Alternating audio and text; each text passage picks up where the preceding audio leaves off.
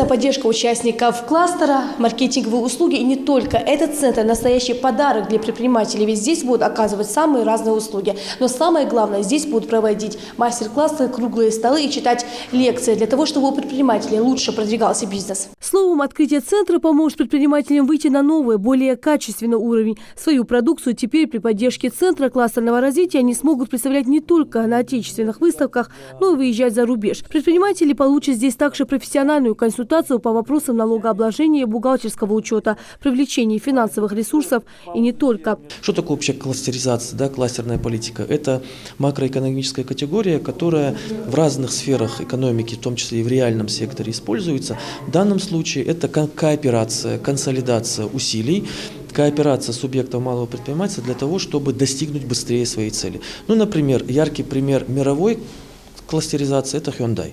Центр Hyundai, который под общим брендом выпускает мощную продукцию. Яркий пример российской кластеризации – это бренд КАМАЗ.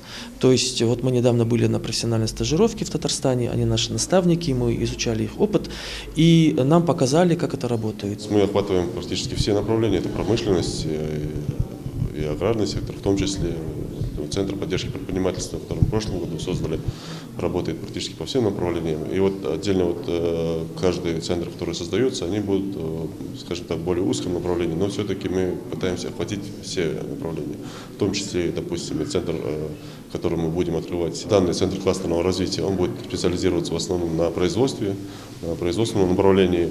Здесь будут у нас, скажем так, компании, которые выпускают промышленную продукцию, а Центр поддержки предпринимательства, он более широкий спектр услуг оказывает, в том числе, конечно, и для промышленников, и для сельского хозяйства, ну и по всем направлениям.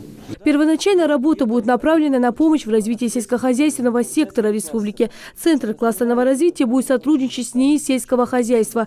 Первые лекции начнутся уже скоро. Аза Леймоева учит сельскому хозяйству студентов Ингульского государственного университета. В центре она будет проводить семинары для аграриев. И мы на семинаре будем рассматривать, в частности, один из вопросов биотехнологии – это получение безвирусного материала, потому что сейчас очень актуально и очень много культур поражены, и даже при высокой агротехнике возделывания часто не могут получить высокий урожай в силу того, что посевной посадочный материал заражен вирусами.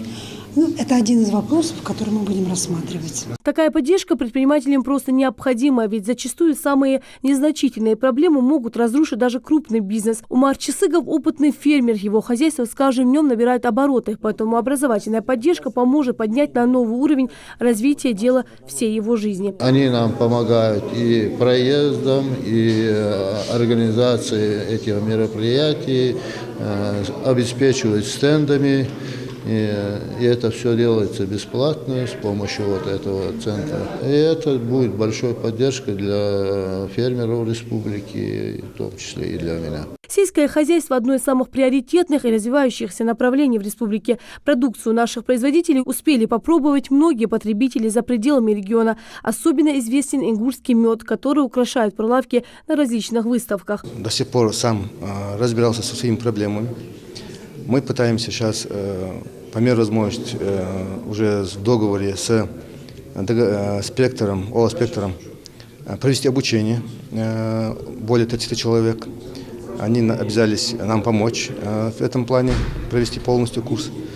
Мы будем уже готовить пчеловодов, уже специализированных, уже имеющих квалификацию пчеловода, которые будут по направлению своего пчеловодства работать.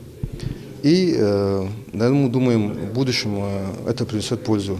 На достигнутых успехах регион не собирается останавливаться. В будущем в Ингушетии планируется открыть несколько таких центров. Рина Цичоева, Асхаб Белакиев, Новости 24.